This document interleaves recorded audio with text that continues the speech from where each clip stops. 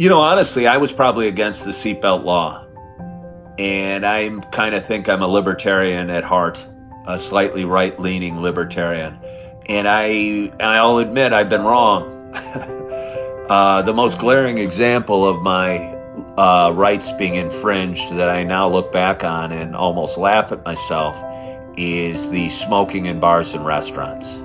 I thought that was a massive overstatement by the government, and I thought everyone should be allowed to smoke. I was never even really a smoker. But I just thought people should be. I might smoke a cigarette or two in the bar, but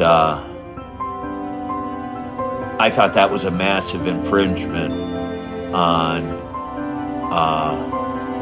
people's rights. Yeah, massive infringement on people's rights.